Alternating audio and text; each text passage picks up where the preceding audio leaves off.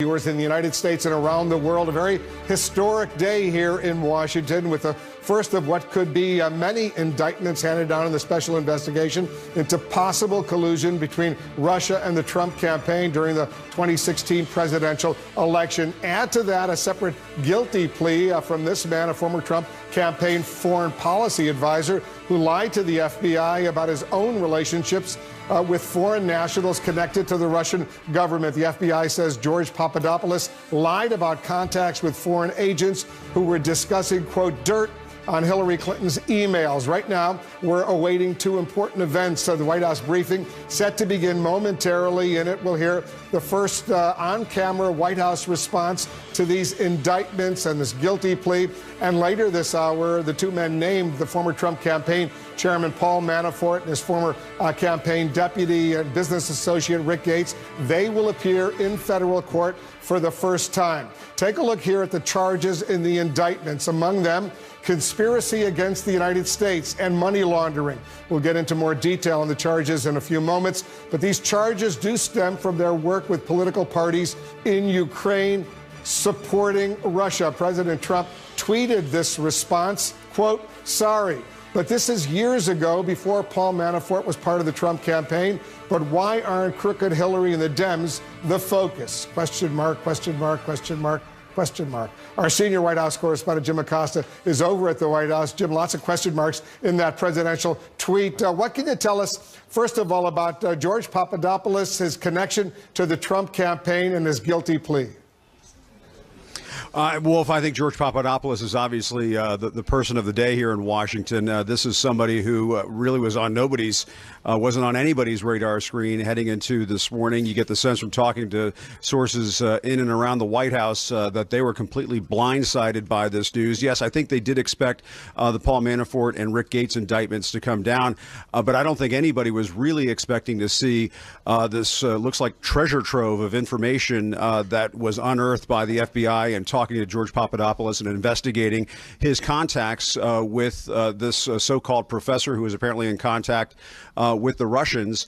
Wolf, I've talked to a number of sources this morning, and yes, while they do describe George Papadopoulos as not a significant player in the campaign, I talked to one source who said he was in contact a significant amount with certain officials inside the campaign. This was not an advisor, a foreign policy advisor, we should point out, for the Trump campaign.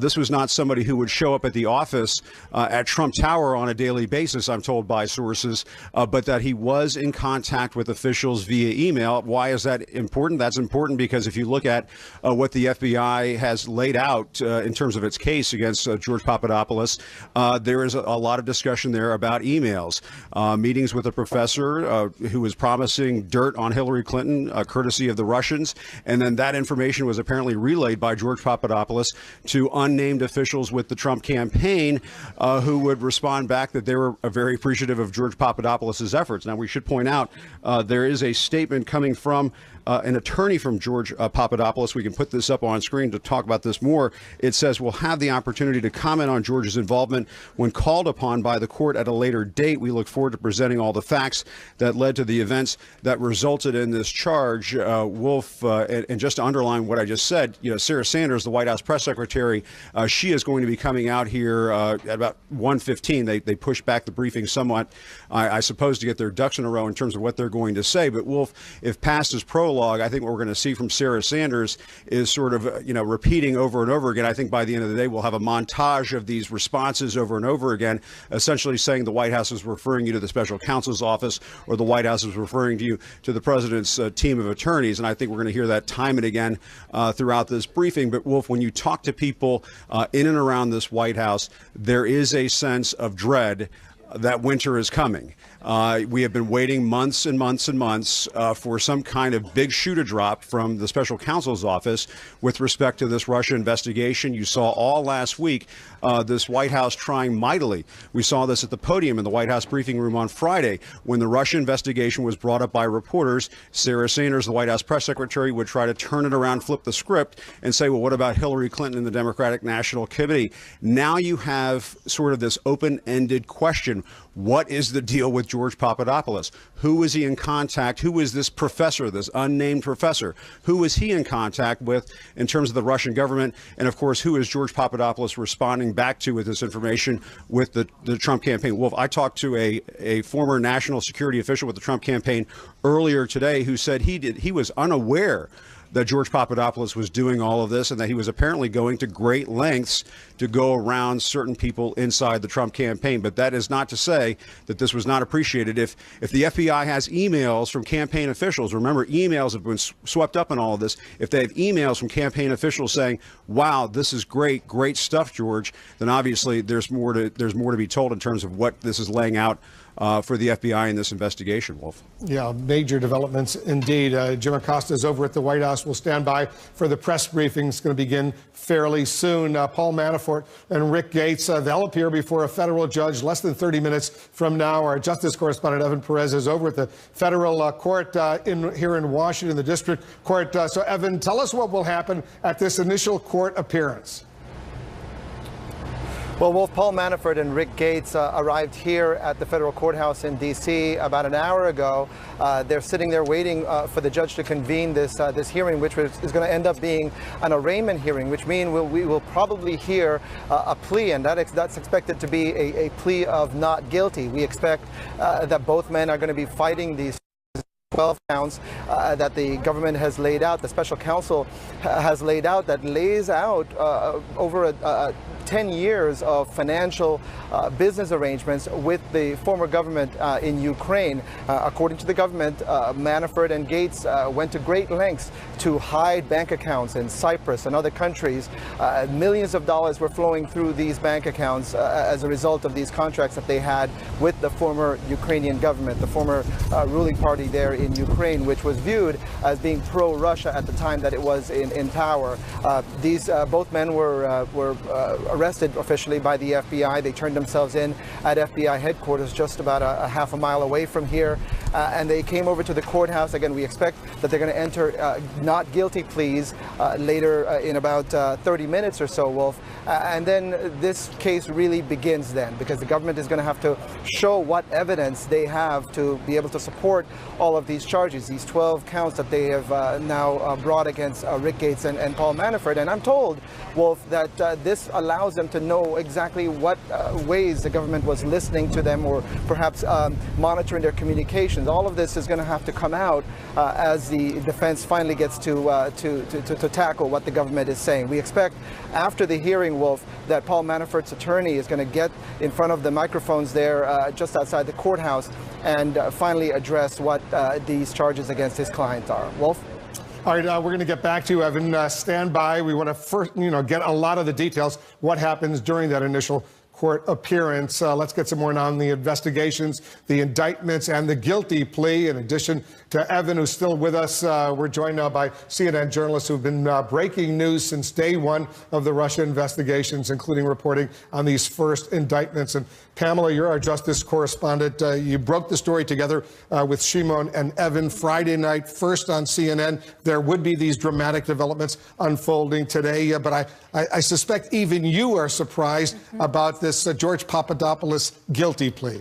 Right, because when you look through the charge and through the statement of offense, this goes right to the question of collusion, goes right to the heart of it. And what really sticks out to me is the campaign can downplay the role that he had, even though President Trump talked about him to the Washington Post editorial board, even though, as Jim Acosta said, there were several emails, and as listed in the complaint, several emails between him and campaign officials. The Russians clearly thought they could use him to make their way into the campaign. It says there in the documents that the professor who was linked to senior Russian officials wasn't interested in him until he realized that Papadopoulos was an advisor, a national security advisor, foreign policy advisor to the campaign.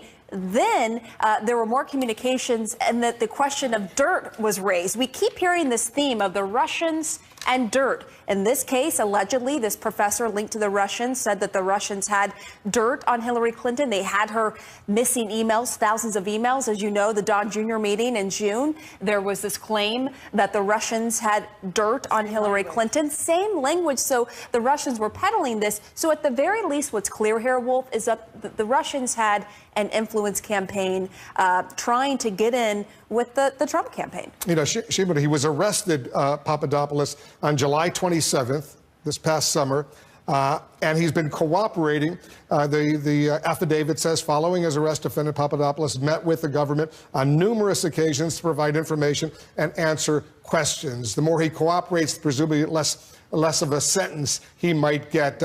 Normally in a situation like this, very often, correct me if I'm wrong, the FBI, the government, will put a wire on someone to see if they can get more information about others who may be implicated. Do we have any information at all on that? No.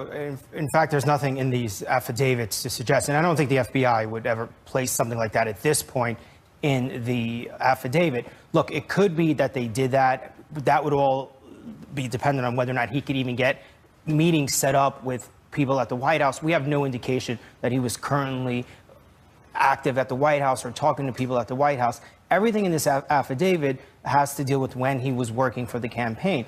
And, you know, in the affidavit, there are several instances of him communicating with senior level people on the campaign about his contact with the Russians. That is a significant piece of information. And it goes to what the former DNI head, you know, James Clapper, who's been on our air, and John Brennan, the former CIA director, who have been saying for months there were all these communications that concern them. Well, this here shows what exactly, at least some of what they were concerned with. Yeah, I mean, not to blow our horn, but CNN, including colleagues at this table, reported some months ago that U.S. intelligence was aware of repeated communications between Trump campaign associates and Russians known to U.S. intelligence. And you remember the pushback at the time, including from Republican lawmakers, about that particular story. In fact, we're seeing evidence of it here laid out bare. And keep in mind, much of the information contained, particularly in this statement of offense,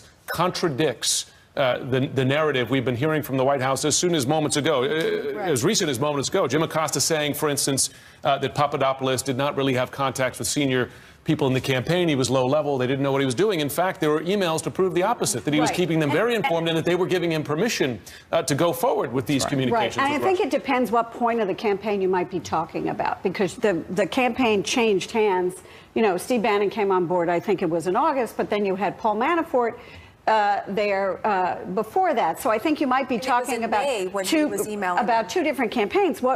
If you read this statement very carefully, by my count, and I could be wrong at this point, there were 5 different people who are mentioned who had communications with Papadopoulos. And 2 of them are named as high-ranking campaign officials. One is a senior policy advisor. One is a campaign supervisor. And then there's another campaign official. And so, I mean, I think this is very carefully drawn out here to distinguish who these people are. Right. And then, of course, in the footnote we are all looking at now, in this, one campaign official apparently emailed and said to Papadopoulos, had an email, but it wasn't to Papadopoulos. He was not included on this email chain. But the email said, of the Russia meetings, let's discuss. We need someone to communicate that DT is not doing these trips. It should be someone low level in the campaign so as not to send any signal. And then on the heels of that, there were other emails listed in these documents where the campaign supervisor, presumably the same person, encouraged him, George Papadopoulos, to go to Russia along with someone else, and then said also great work when Papadopoulos relayed that this historic meeting that could take place between Russian leadership and the Trump campaign. So basically what it does is it shows that even if George Papadopoulos was a bit player, he was low level, high-level campaign officials knew about this and they were encouraging it. But here's the thing, in the end, Wolf, we still don't understand why it was important to meet with the Russians, why there were campaign officials pushing these meetings, why Papadopoulos was pushing these meetings. This is still unclear. You know, there's all sorts of theories out there, obviously. But the FBI in this affidavit has not laid that out. Well, but to be clear, they have said, and this is on the front page of the statement of offense, that this is part of an investigation involving, quote, and I'm quoting here, whether there was any coordination between the campaign and Russia's efforts. So, and again, belying the narrative or the pushback, you might say, from the White House, including the president just hours ago in his tweet saying there is no collusion, etc. In fact, that line of inquiry is still open. And it says as much here. That Papadopoulos also told investigators, according to the documents, that he saw the core mission as being part of the Foreign Policy Advisory Committee to improve relations between the U.S. and Russia. So it makes you wonder. But you know, Gloria, one thing that these contacts that George Papadopoulos had with these Russians you know, that meeting that they had at Trump Tower last summer involving some Russians and some senior Trump officials, including MANAFORT, who was there at Trump Tower, Jared Kushner, who was there, Donald Trump Jr., who was there, was the notion that this was about dirt on Hillary Clinton, and Papadopoulos was meeting ostensibly to get, quote, dirt on Hillary Clinton. Look, they were trying to infiltrate. They were trying to sort of push every button and see where they could get in. And they did get a meeting with Donald Trump Jr. and Jared Kushner and Paul Manafort. And through Papadopoulos or others we've known, perhaps Carter Page, I mean, who knows, that they were trying to make some inroads here. And the question, and you've raised this, Shimon, time and time again, is why? Yeah. Why? Well, we know on one hand, they were really passionate. The Russian side, they wanted the Magnitsky Act repealed. Now, why they think that they could make headway with just a candidate, maybe they were, it's still unclear. But they weren't making these inroads, I mean, to other candidates. I mean, and that's, and I think that's the question. They saw an opening. It looks like they saw an opening there, and it would be, it looks like the offering of a quid pro quo, doesn't it? To have in the same meeting to discuss dirt on Hillary Clinton, for instance, in the Trump Tower meeting. Because in the affidavit, they mentioned dirt on Hillary Clinton several times, which was motivating Papadopoulos. But then in that same meeting to say, we're very interested in relaxing these sanctions. Which probably also tells us why Mueller and the special counsel and the FBI is so interested in that Donald Trump Jr. meeting. You know, again, they see another example of dirt, Clinton dirt. Supposed we're gonna help you. We may have Clinton dirt for you. So that was perhaps this gives us an indication of why they're so interested in that meeting as well. Now that meeting came as a surprise to them. So you know, we'll see what happens here. But there's a lot in this affidavit. And we should also say that some of this was referred to in the dossier. Yes. And this sort of effort to influence was referred to in the dossier. And so I think that may be one of the reasons that the intelligence community was taking this very seriously. And let's not forget, these are the first charges we're learning about: Papadopoulos, Rick Gates, Manafort. This could be just the beginning. In the case of Papadopoulos, you start on the lower level, you try to flip them, and you work your way up to the bigger fish. So it is really, it's worth noting that that there is a plea agreement, that he is cooperating. In the case of Rick Gates and Manafort, yes, the White House can say these charges have nothing to do with the campaign, but let's not forget this investigation is ongoing, and there could be additional charges added. Again, this is just the first step. You start with what you have the goods on, and they have the goods on these. Well, and the interesting thing is that that he's cooperating. Right. And we can't forget that. I'm sure which makes other Trump campaign officials pretty nervous. The FBI now has eyes into what was going on this national security team, this campaign national security team. They now have eyes. They have a person who was in these meetings, who knows what was going on, who knows about emails, has probably provided them with emails. So they have a pretty good window now into who was pushing some of this, what the conversations were about. That is a pretty significant development. And just the way others are viewing this Papadopoulos offense statement, I spoke with a source on the Senate Intelligence Committee who used this language, quote, "It goes right to the heart of the collusion question." So, and of course, the Senate Intel Committee has seen many of these emails as well and is investigating that very question. The president tweeted a little while ago, sorry, but this is years ago, before Paul Manafort was part of the Trump campaign. But why aren't Crooked Hillary and the Dems the focus? And then he added, also, there is no collusion. But this notion of the George Papadopoulos involvement does suggest, as you point out, possible collusion. Well, I mean, the statement of offense says that this, at the time of the interview, when the FBI did this interview with Papadopoulos, that the FBI was pursuing an investigation to that very question. Collusion, cooperation, coordinate. They use the word coordination. And he was going to be charged, you know, obstruction.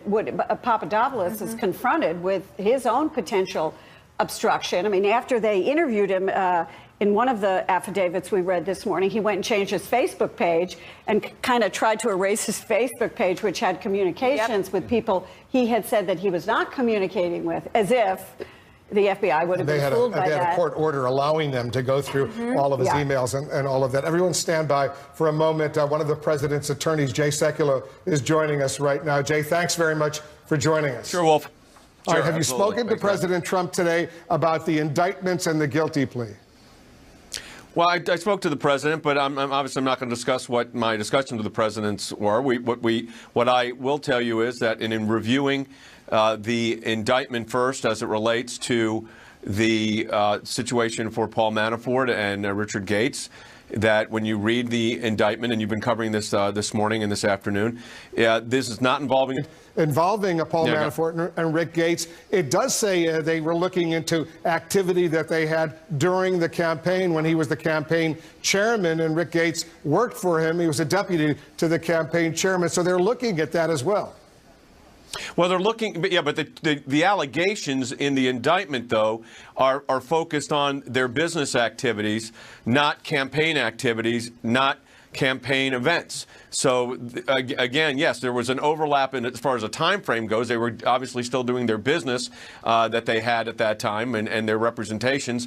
But if you look at the actual charges that have been leveled, I mean, this is an indictment now. The charges that have been leveled will focus in on FARA registrations, tax evasion, money laundering. I mean, these are serious charges. I mean, no question. But they're not charges that involve the campaign. Yeah. But one of the charges potentially could involve the campaign, and that's perjury, lying while he was involved in the campaign.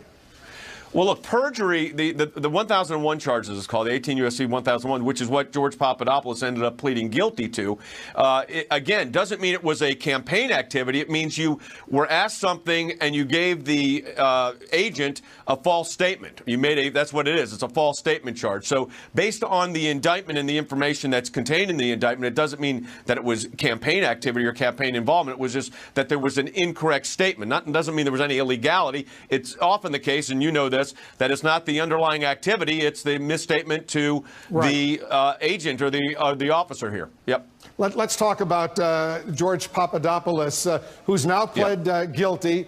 He was arrested over the summer. How worried are you that his involvement in the campaign, working with national security advisors to the then candidate Donald Trump, and also establishing these contacts with Russians who had information, supposedly dirt on Hillary Clinton, that could set the stage for what the special counsel Robert Mueller is looking into, possible collusion? I'm not concerned about it because if you look at what, again, George Papadopoulos's plea is, what the actual plea that he entered into was, again, a false statement about a timing as to when he talked to somebody about Russian activities. It wasn't, by the way, these weren't activities that were illegal. It wasn't the conversation that they had. There's nothing in there that says that conversation was illegal or inappropriate or whatever it might have been. You look at what he said to the agent, and evidently, and again, obviously I don't represent Mr. Papadopoulos, but it's statements that he made to the agents that they're saying the allegation in the plea, and he's now pled guilty to. As far as you know, the contacts he had while he was a national security advisor to the candidate Donald Trump, the contacts he had with these Russians were authorized by the campaign. Now, let me say this. First of all, George Papadopoulos served on a committee. A lot of, as you know, campaigns have committees with various people on it. He was not a senior advisor to the Trump campaign. He was on a committee. But his contacts were authorized by senior advisors, according to the affidavit. Yeah, according to the affidavit. So here's what that is, in and of itself, a conversation that someone would have regarding a foreign government, whether it was Great Britain, Russia, or anybody else. Those are not illegal activities. I mean, that's not an inappropriate activity. I mean, it's again, where did he get in trouble? Was it the call that he made to the professor? No, that was the Russian professor. No, that wasn't what got him in trouble. That's not where the crime was. The crime was lying about the timing of it to the agent. So again, you know, Wolf, I don't represent him, and so I don't want to give any kind of statement as to his culpability or knowledge. I'm just telling you from our perspective, from as far as you know, private lawyer. Yeah, go ahead. As far as you know, if a campaign advisor to the candidate, a campaign advisor is trying to get, quote, dirt on Hillary Clinton from Russians, is there anything wrong with that? Well, look, it's not illegal to get opposition research. My goodness. I'm talking about from Russians, from foreign adversaries of the United States. Look, well, I don't know if it was from Russians or Russian adversaries or somebody that was affiliated with Russia, but you spent the entire last week, which in the news was the whole Fusion GPS matter and the dossier and the DNC involvement there. Is that illegal activity? I mean, there's now committees looking at it, but here's what I know. I'm going to only talk about what I know, and what I know is all I know about the George Papadopoulos matter, Wolf, and yeah, I came on here at your request to do this quickly. The only thing I know about George Papadopoulos, frankly, is what's in the actual indictment. I don't know George Papadopoulos. I've not spoken with his lawyers, so I don't know the nature and scope of his full engagement with his lawyers, what they were dealing with. I know what he's pled guilty to, so I really got to stick to the document there because I don't know the information on the other. The indictments, at least the indictments, suggest lots of illegal activity on the part of Paul Manafort and Rick Gates, and a guilty plea now as far as George Papadopoulos is concerned. So here's the bottom line for you. If he's fully cooperating, Papadopoulos now, with the FBI, with the special counsel, Robert Mueller, how worried should other Trump campaign officials be that they potentially could be implicated? Maybe just for perjury, but maybe for other illegal activity. Well, the way to avoid perjury is when you're dealing with a federal agent in an investigation is to tell the truth. So, I mean, and as I said before, it's often, unfortunately, it's not the underlying activity. It's the misstatement to the federal agent. So I would tell anybody, as any lawyer would, when you're going in and dealing with this, tell the truth. And if you don't know something, you don't know it. But if you're going to testify before a federal agent, make sure what you're saying is truthful. But clearly, in this particular case, George Papadopoulos, he didn't testify. He didn't tell the truth. And some will argue he didn't do it because he was trying to protect the Trump campaign. And presumably there are others involved who maybe were doing similar activity who were trying to protect the Trump campaign as well. And as a result, they weren't fully honest with federal investigators. You must be concerned about that. I would tell anybody that's going to go speak to a federal investigator, as any lawyer would, to tell the truth, or to exercise your privilege if you feel like you can't testify against your own interests. You have a Fifth Amendment privilege. People have those. But I would tell people, tell the truth. And where this particular indictment with George Papadopoulos came into being, obviously, was the FBI has, and now they've got a guilty plea, so it's not just an allegation anymore, is that he did not tell the truth when he was being interviewed by the agents of the Federal Bureau of Investigation. And that's a violation of 18 U.S.C. 1001. And that's what happened there. So are you concerned that he's fully cooperating now, and over the course of these past few months, he may have implicated others? No, I'm not concerned.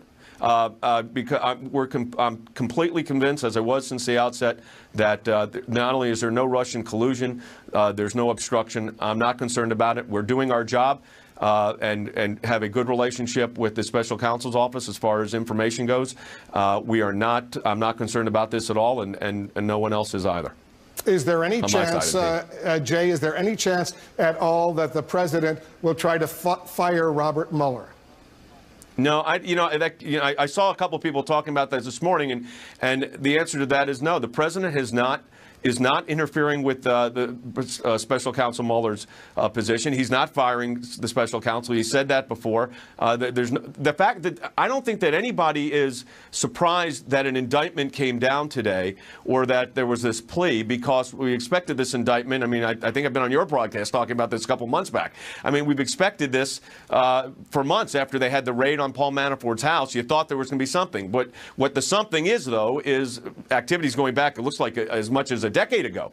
So this was obviously, and some are telling me, and I don't have verification of any of this, Wolf, what I'm going to say right now. Just there are statements out there. I'm hearing from other people that there may have been an Eastern District of Virginia investigation going on even before Mueller was appointed, and this may have been merged with it. We've heard that from some people. I think you all have talked about that too. So it may have been that they put it all together when the special counsel was appointed.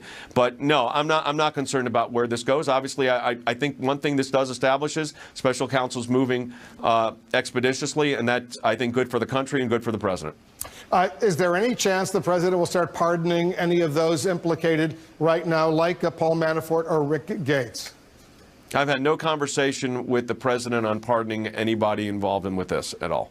Would that be smart if he were to do so? No, I mean, look, the pardon power, it constitutionally vests with the President of the United States. But I'm not going to speculate on whether it would be smart or not. I haven't had any conversation with the President, no indication at all that that's where this would go. But are you concerned if he were to pardon some of these individuals who may be implicated, may be charged, it could be seen as obstruction of justice by the special counsel? Well, look, here's the fact of the matter is there's been no conversations with the president about these indictments came down this morning. I've had no conversations, nor would I discuss it with you if I did, but I haven't had a conversation with the president about pardons or pardoning individuals. So I really do not want to speculate on what a pardon that doesn't exist may or may not do, because it's not something that's on the table. I mean, I asked the question because of Sheriff Arpaio out in Arizona was pardoned by the president. Well, the president has the, I mean, look, the president has the authority to pardon, and he did pardon Sheriff Arpaio. He had the authority constitutionally to do that. Had nothing to do with this matter at all, as you know. So, of course, presidents have the authority to pardon. Presidents pardon. But there's no indication here. I've not had any conversations. There's been no conversations that I'm aware of with anyone, including the president, regarding pardons here. This has happened this morning. No conversations on that. Do you know if the special counsel has asked for the president's finances, his tax returns, other information along those lines? I have no basis to believe that is the case. Do you still believe the president is not being investigated? There is not what's what we said is we've been clear. There is not a formal investigation of the president of the United States. We have been cooperating if there's questions that come from the special counsel's office. We've been in full cooperation mode. The inside counsel, White House special counsel on this, Ty Cobb, has been very, very clear on the transparent nature of the document production that's gone on here, and that continues to be handled in a very professional manner. There was one thing that jumped out, a lot of things that jumped out at me at the affidavit involving the guilty plea from George Papadopoulos, that there was a court order. Yep. They went through his email, his Facebook. He tried to delete his Facebook page, which had potentially incriminating information. I assume similar activity is going on with other individuals. What's your reaction to that? I would say, look, I'm not going to speculate or give free legal advice to others what they should do or should not do. They should be in consultation with their lawyers. I'm not going to speculate that. I'm not going to render legal advice, and I appreciate it you asking me, but I'm not going to give people legal advice. I tell them don't do anything that would violate the law. If I was their lawyer, that's what I tell them. Do nothing that would violate the law. You're the president's lawyer. Has he been asked to testify or answer questions from the special counsel? He has not. If he is asked, will he cooperate? The president said he would. And you think that would be a good idea for him to do so? Well, whether it be a good as his attorney, when you say a good idea, well, I mean, I would look in the normal course of concluding this. If in fact the president was asked a series of questions by the special counsel, we have no indication of that. The president said he will be. He said this months and months ago that he would cooperate. So I'm not concerned about that. Because I know the president said that. I'm asking you as his attorney, would you advise him to do so? I am not going to share with you, Wolf, advice I would give or not give my client on a matter that I haven't discussed with the client. So I'll just leave it at that. All right, Jay Sekulow, it was kind of you to join us on this very important day, I dare say, historic day in this entire investigation. Jay Sekulow is the president's attorney. Thanks so much for joining us. Thanks for having me, Wolf. Appreciate it. All right, let's get some reaction to what we just heard. Jeffrey Toobin is with us, our senior legal analyst. All right, Jeffrey, what do you think?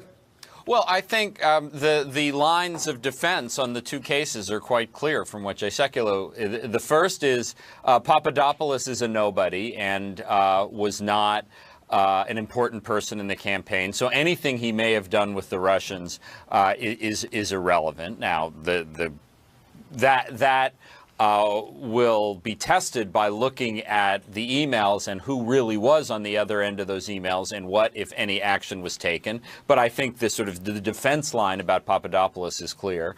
And on the Manafort and Gates matter, the line of defense is none of this has anything to do with the Trump campaign. And at one level, that is true because it is related to his financing of his business. But that business was, for the most part, as outlined in the indictment, getting millions of dollars from Ukrainian interests that are very closely tied to the Vladimir Putin regime.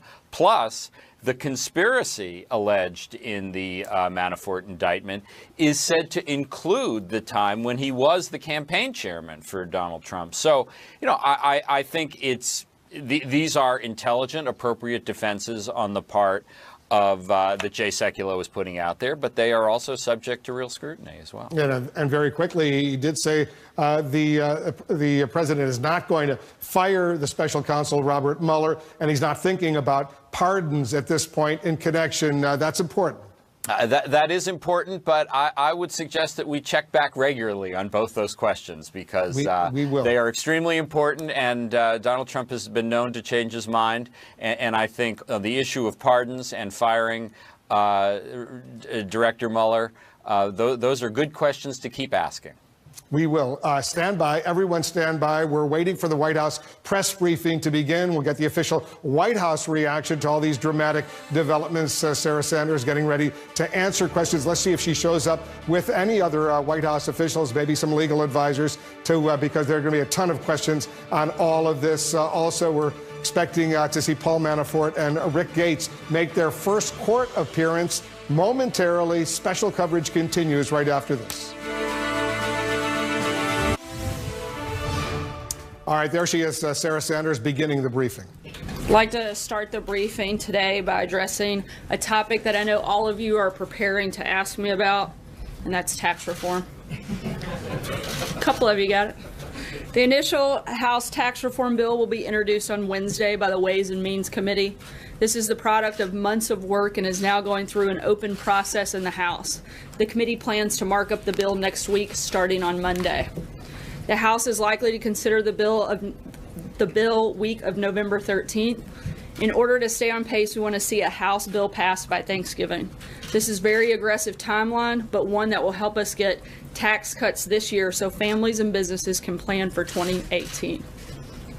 We look forward to the details of the tax bill being released on Wednesday, but today I want to take a step back and explain what we're working to do using an anecdote we can all understand. This story has been floating around the internet for a while, and it's important to keep in mind that the numbers are not exact, and I'm also not encouraging any drinking. So file that away. It's mostly for my parents, but I think you'll enjoy it. Suppose that every day 10 people, for our purposes, we'll say reporters, go out for beer, and the bill for all 10 comes to $100. If these 10 reporters paid their tab every night the way we pay our taxes, it would go something like this. The first 4, the poorest, would pay nothing. The 5th would pay $1. The 6th would pay $3. The 7th would pay $7. The 8th would pay $12. The 9th would pay $18. The 10th, the richest, would pay $59. So that's what they decided to do. The 10 reporters drank in the bar every day and seemed quite happy with the arrangement until one day the bar owner threw them a curveball. Since you're all such good customers, he said, I'm going to reduce the cost of your daily beer by $20. Drinks for the 10 reporters would now cost just $80. The group still wanted to pay their bill the way we pay our taxes, so the first 4 were unaffected. They would still drink for free. But what about the other 6? How could they divide the $20 windfall so that everyone would get their fair share? These are the reporters after all, so they're concerned with fairness. They realize that $20 divided by 6 is $3.33.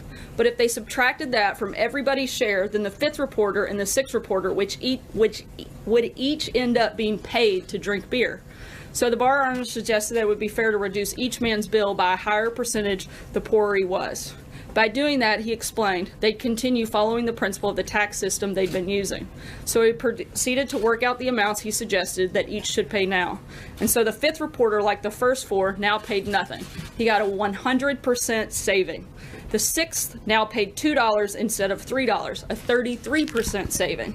The seventh now paid $5 instead of $7, a 28% saving. The eighth now paid $9 instead of $12, a 25% saving. The ninth now paid $14 instead of $18, which was a 22% saving. And the 10th now paid $49 instead of $59, a 16% saving. So each of the six was better off than before, and the first four continued to drink for free. But once outside the bar, the reporters began to compare their savings. I only got $1 out of the $20 saving, declared the sixth reporter, and she pointed to the 10th reporter. He got 10. Yes, that's right, exclaimed the fifth reporter. I only saved $1 too. It's unfair that he received 10 times more benefit than me. That's true, shouted the seventh reporter. Why should he get $10 back when I only got 2? The wealthy gets all the breaks. Wait a minute, yelled the first four reporters in unison. We didn't get anything at all. This new tax system exploits the poor. The 9 reporters yelled at the 10th and made him feel bad. So the next night, the 10th man didn't show up for drinks, and the 9 sat down and had their beers without him. But when it came time to pay the bill, they discovered something important. They no longer had enough money between them all to even cover half of the bill. And that, ladies and gentlemen, is how our tax system works. The people who already paid the highest taxes will naturally benefit from a tax reduction, but not the largest percent benefit. Taxing them too much, attack them, and they might start drinking overseas where the atmosphere is somewhat friendlier. This is a silly story, of course, but it illustrates some very important points. Our tax cuts and reforms will create a fairer system that works better for everyone, and it will make our country the friendliest in the world for American families trying to build a better life for themselves and their children, and for American companies seeking a competitive edge. And I'll be happy to get that story to everybody so that you can get those numbers later. Again, I know that that may be an oversimplification, but I think it paints a very good picture of the tax system. And with that, I'll take your questions. Sarah, first I'd like to get the White House reaction to the indictments of Paul Manafort and Rick Gates and the plea agreement with George Papadopoulos. And specifically, I know we have heard a couple of tweets from the president. If you can help me understand, when he says, why aren't crooked Hillary and the Dems the focus? Is the president saying that Special Counsel Mueller should really be investigating Hillary Clinton and the Democrats? And is he going to rule out once and for all firing Robert Mueller?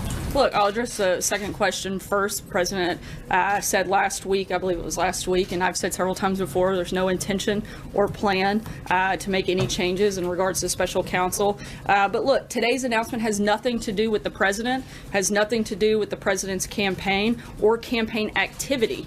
The real collusion scandal, as we've said several times before, has everything to do with the Clinton campaign, Fusion GPS, and Russia. There's clear evidence of the Clinton campaign colluding with Russian intelligence to spread disinformation and smear the president to influence the election. We've been saying from day one there's been no evidence of Trump-Russia collusion, and nothing in the indictment today changes that at all. But the George Papadopoulos agreement is about the campaign. It is specifically about the campaign. It has nothing to do with the activities of the campaign. It has to do with his failure to tell the truth. That doesn't have anything to do with the campaign or the campaign's activities. But it is the clearest evidence yet of ties between the Trump campaign and Russian officials. So. Again, there are no activities or official capacity in which the Trump campaign was engaged in any of these activities. Most of them took place well before the campaign ever even existed. John? Sarah, can you just explain what George Papadopoulos' role with the campaign was? It was extremely limited. It was a volunteer position. And again, no activity was ever done in an official capacity on behalf of the campaign in that regard. What about the outreach that he was making to campaign officials to try to put together this You mean meeting? that outreach that was repeatedly denied and pushed away and said we're not going to take any action on that? Can you explain what happened with his outreach? He reached out and nothing happened beyond that, which I think shows, one, his level of importance in the campaign, and two, shows what little role he had within coordinating anything officially for the campaign. Sarah, Thanks a lot, Sarah. I wanted to ask about Mr. Mueller's investigation. The president at times has called it a hoax and he's called it a witch hunt. You've used similar type of language before as it relates to his investigation. Last week you indicated, Sarah, that you believe that Mr. Mueller is wrapping up his investigation. And I've heard similar things coming from other senior administration officials. Do you still believe that Mr. Mueller is in the process of wrapping up his investigation? We still expect this to conclude soon. Yes. Francesca? Thank you, Sarah. Paul Manafort was high-ranking in the president's campaign at one time. I'd like to know what the president's relationship is with him now. Do they still talk? When was the last time they might have had contact? As far as we can tell, we know that they haven't spoken in several months. The last known conversation was back all the way to February. And as far as anything beyond that, with Paul, I'm not sure of any other contact. I know that there was some initial contact after the president was sworn in with him at meetings here at the White House, but nothing directly with the president. Deborah? Yeah, thank you, Sarah. On March 31, according to the affidavit by Mr. Papadopoulos, he attended a foreign policy meeting. The president was there. He said that he talked about that Russia wanted to talk to the president. What did the president think when he said he wanted to arrange a meeting between Trump and Putin? And how did other people in the campaign react to that? I'm not sure that the president recalls specific details of the meeting. Again, it was a brief meeting that took place quite some time ago. It was the one time that group ever met. And beyond that, I really don't have anything to add. John Gizzi? Yeah, thank you, Sarah. As you mentioned, Mr. Manafort, Mr. Gates were named in this for things not having anything to do with the campaign, but with alleged money laundering regarding other business. Now, under those circumstances, would the president consider or rule out pardoning either of them? I haven't had any conversations with him about that. I think we should let the process play through before we start looking at those steps. And Papadopoulos at this time was referring to Jeff Sessions at the time, who was overseeing Trump's Foreign Policy Advisory Committee. What does this mean for Jeff Sessions? Somebody on a volunteer committee, I'm not sure how that would impact the Attorney General directly. Mike?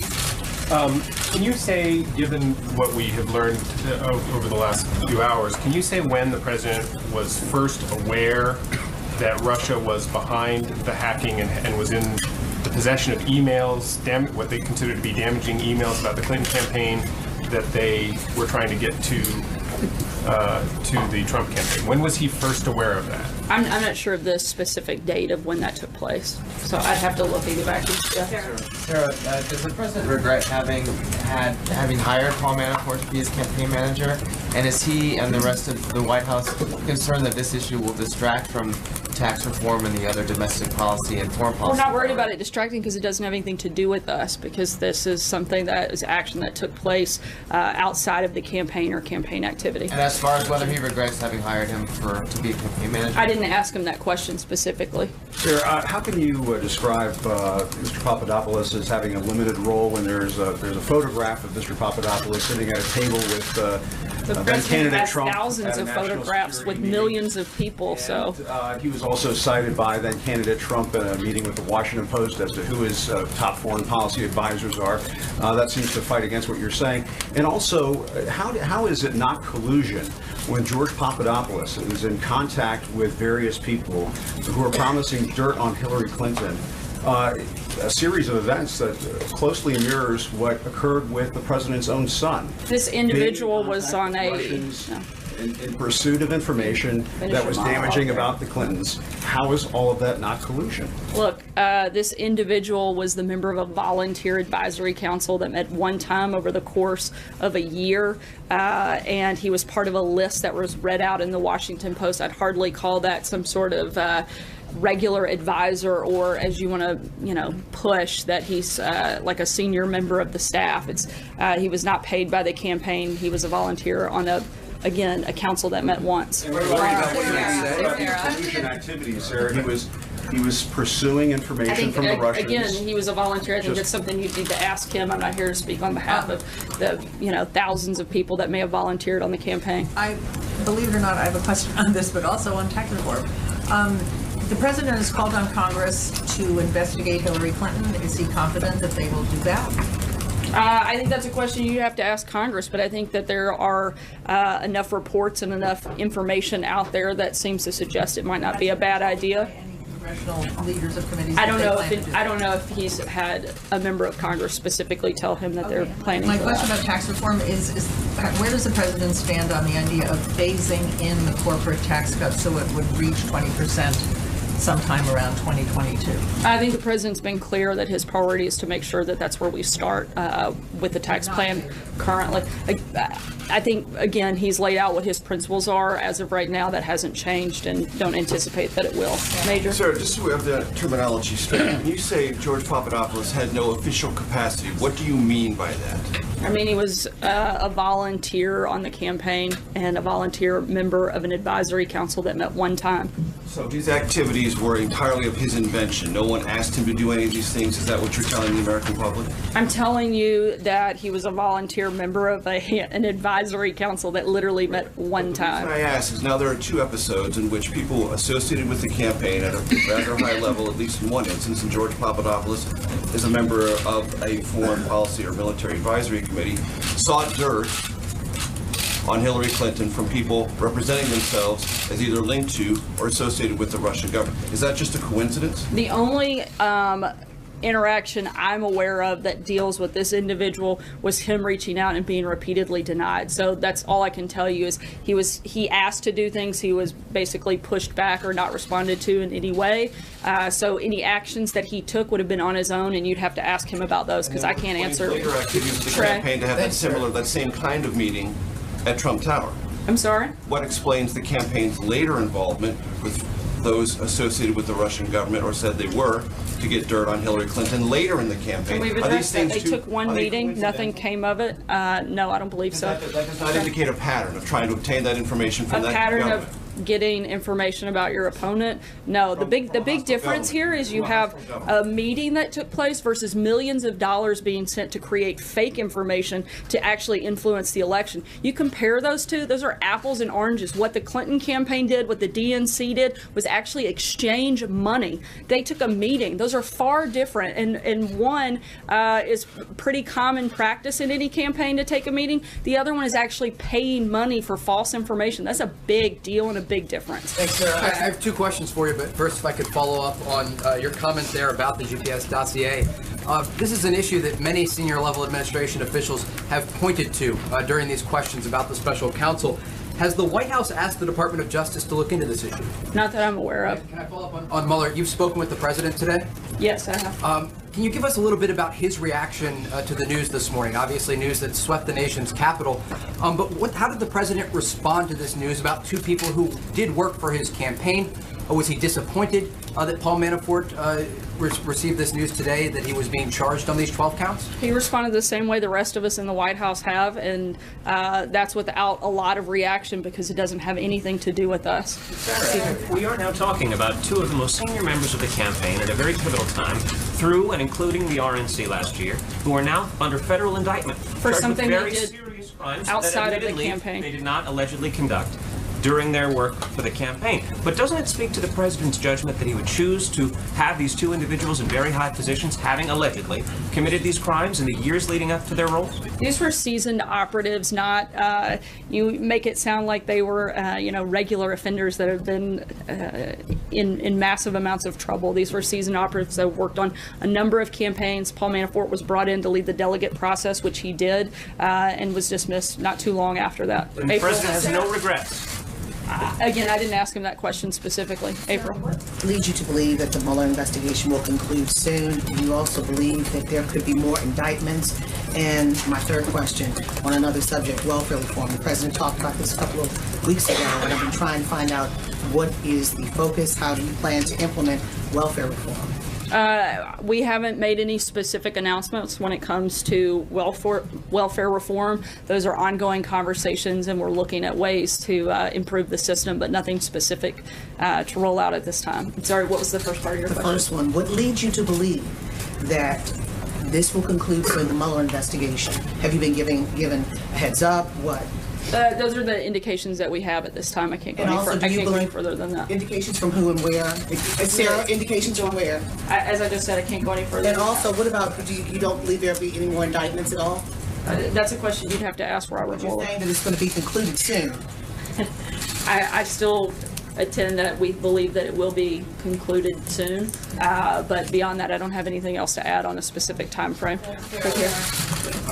Sarah, in March, the president called March 2016, the president called George Papadopoulos an excellent guy. Does he still believe that Papadopoulos is an excellent guy? Look, he was referring to the council. He was going through the list of names with the Washington Post, and nothing more than that, and complimentary of the people that were volunteering on behalf of the campaign.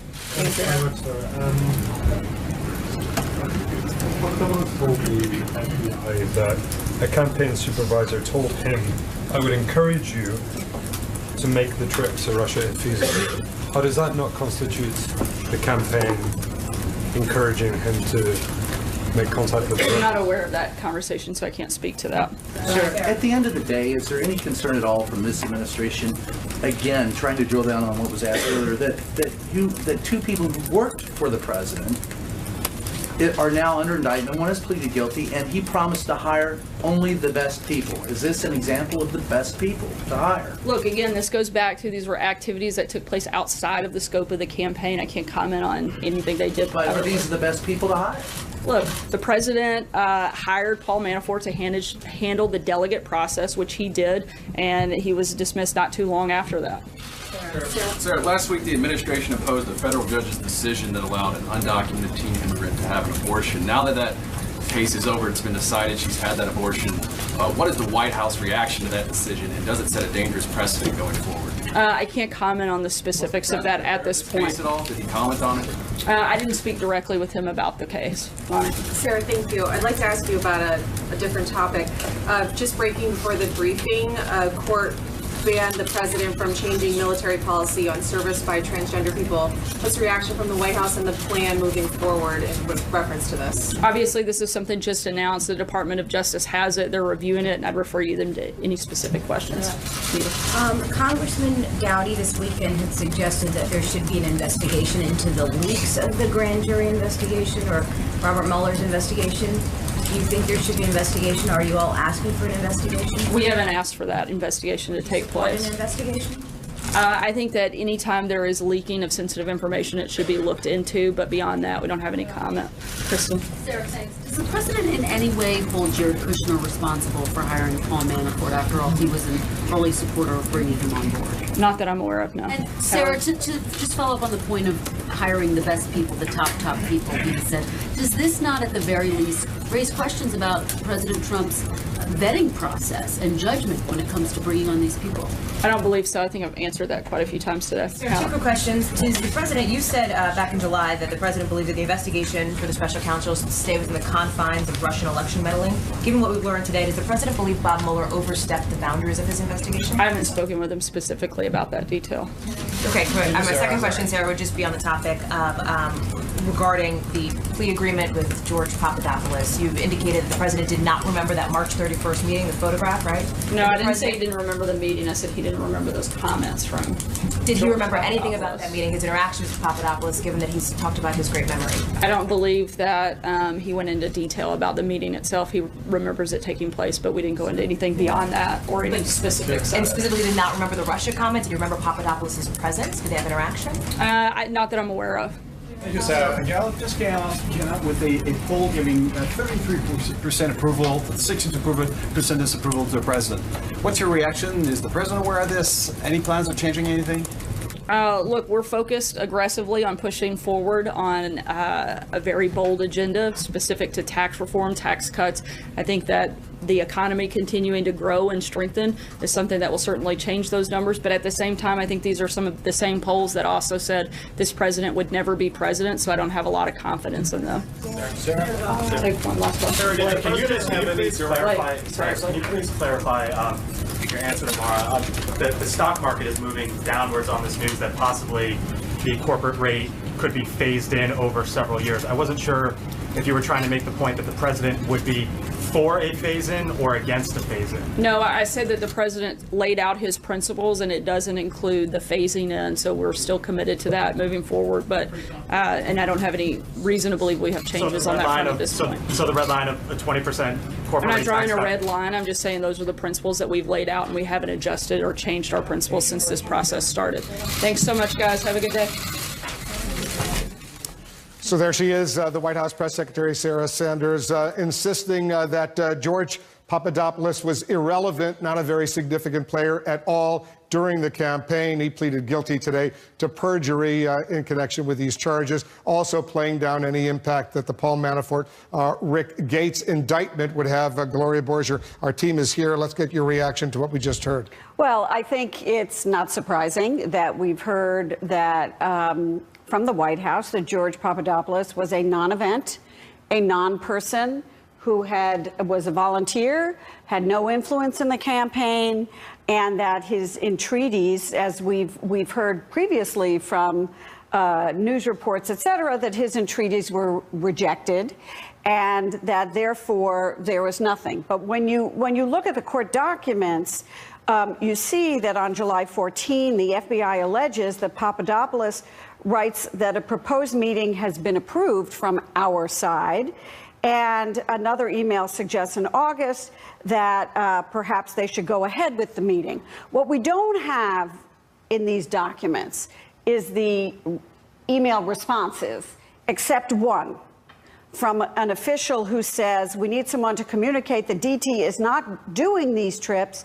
It should be someone low level in the campaign so as not to send any signal. And that's a little ambiguous. Any signal of what? So we, there are lots of questions raised here that we still don't have the answers to. In the affidavit, Michael Zeldin, your former prosecutor, it says that Papadopoulos was working with an unnamed professor who had substantial connections to Russian government officials and was ready to provide, quote, dirt on then candidate Hillary Clinton. And he had thousands of emails, which is essentially the same offer that was made to Donald Trump Jr. in the now famous June 9th meeting. So you can't really separate these things. It appears as if either the campaign is in communication with the Russians about this information that might be disadvantageous to